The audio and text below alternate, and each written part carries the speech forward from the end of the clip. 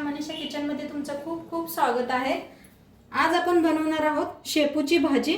तर त्यासाठी बघा शेपू स्वच्छ नीट करून बारीक कापून स्वच्छ धुवून घेतलेला आहे। शेपू मटकीची डाळ भिजू घातली होती, 1 तासभर झालं, छान अशी भिजलेली आहे मटकीची डाळ बी।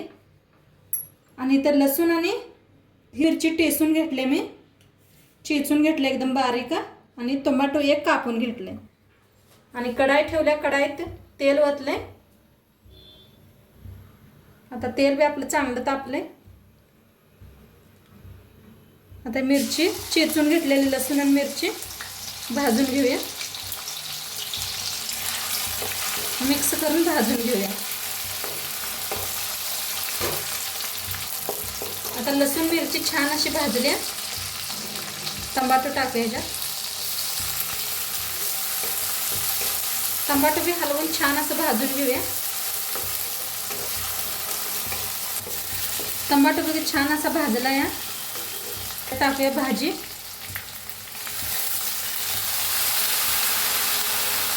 घेऊया भाजीला।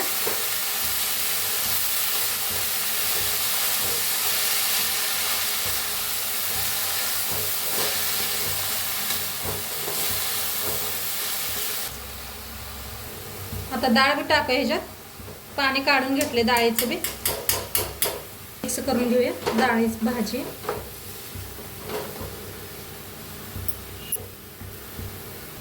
बघा भाजी मिक्स करून घेतल्या। आता ह्याच्यात थोडासा शेंगदाण्याचा कूट टाकूया, चवीप्रमाणे मीठ टाकूया, भाजीला मिक्स करून घेऊया।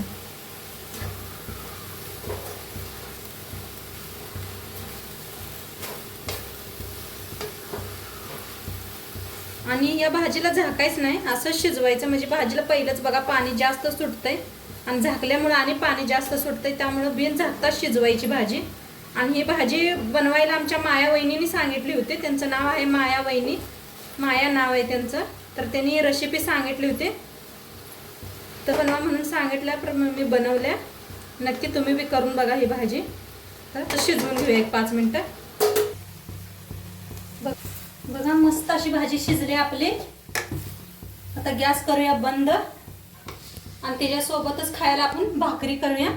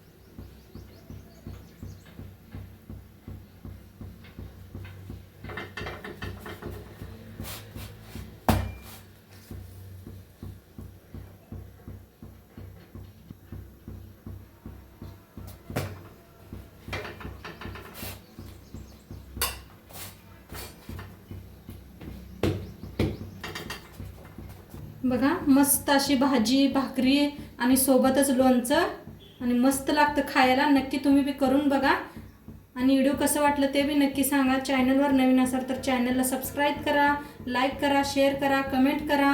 उद्या भेटूया अशाच नवीन नवीन रेसिपी सोबत। तोंडपात्र खात राहा, मस्त राहा, बाय।